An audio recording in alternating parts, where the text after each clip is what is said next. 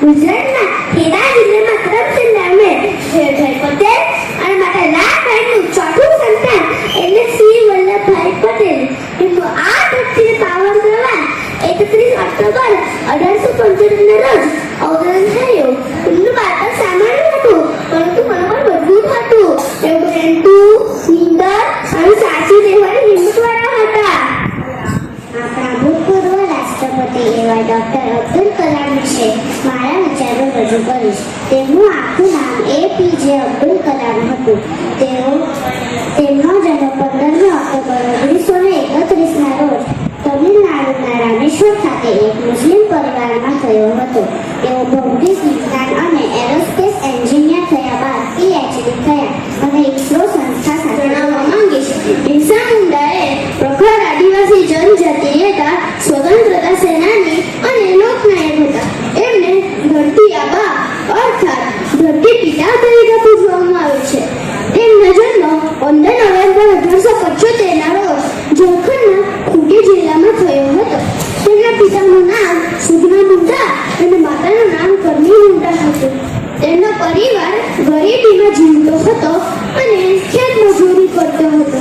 તેમને સાલગા ખાતે જયપાલ નામના માર્ગદર્શન હેઠળ શિક્ષણ મેળવ્યું અને જર્મન મિશનરી સ્કૂલમાં શિક્ષણ માટે ખ્રિસ્તી ધર્મનો અંગીકાર કર્યો.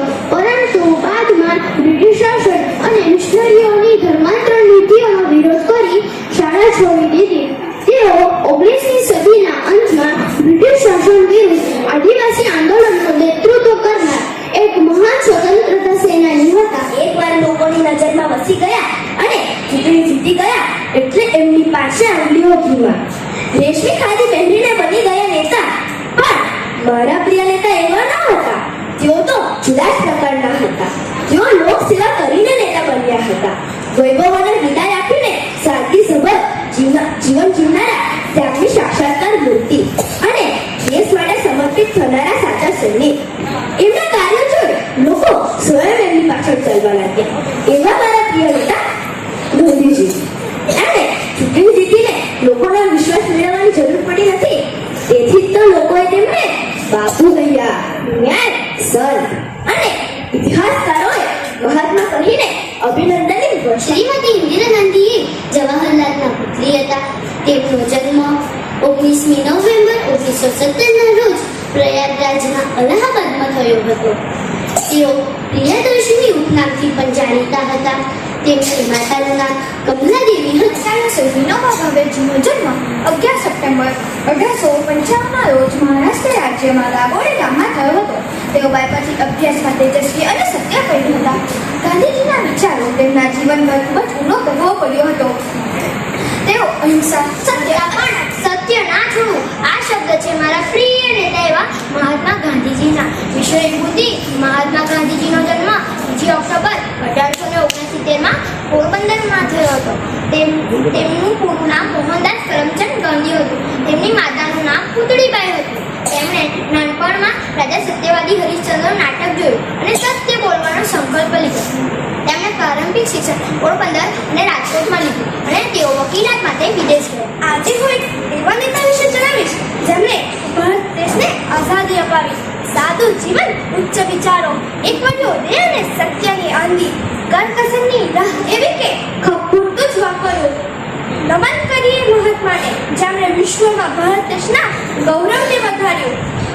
હા, હું વાત કરીશ મારું જીવન એ જ મારો સંદેશો છે એવું કહેનારા આપણા રાષ્ટ્રપિતા મહાત્મા સુભાષચંદ્ર બોઝનો જન્મ 23મી જાન્યુઆરી 1897 ઓડિશાના કટક શહેરમાં થયો હતો. તેમના પિતાજી જાનકીનાથ બોઝ એક જાણીતા વકીલ હતા. તેમની માતા પ્રભાવતી દેવી એક ધાર્મિક અને સંસ્કારી સ્ત્રી હતી. સરદાર વલ્લભભાઈ પટેલનો જન્મ 31 ઓક્ટોબર 1875 ના રોજ નડિયાદ ગામના ખેડૂત પરિવારમાં થયો હતો.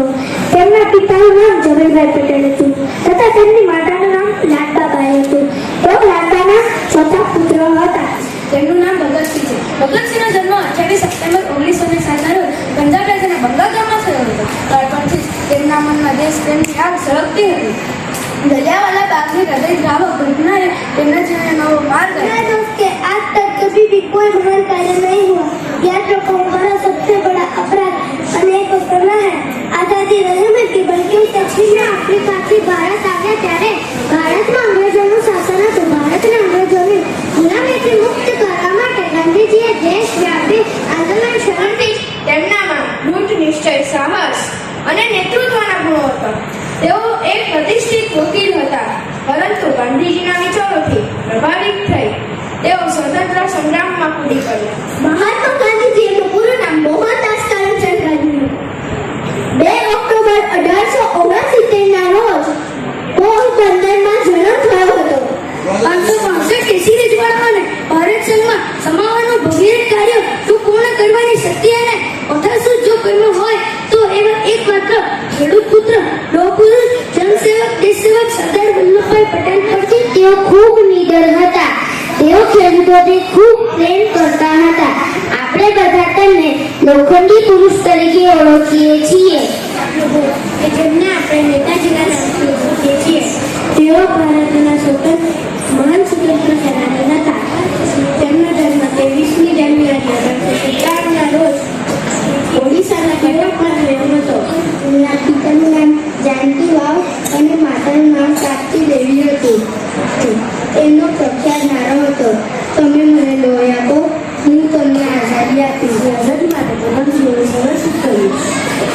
નેતાજીએ આઝાદીની ફોજની સ્થાપના કરી અને ખૂન મુજબ ખૂન દોડાતી આઝાદીની જાદુનો પ્રેરણાને જુદાથી યુવાનોમાં દેશભક્તિની જ્યોત પ્રગટાવી. માતાજી ઉચ્ચ શિક્ષિત રાજકીય નેતા હતા. તેમણે ગ્વાલિયરની વિક્ટોરિયા કોલેજમાંથી હિન્દી, સંસ્કૃત અને ઇંગ્લિશમાં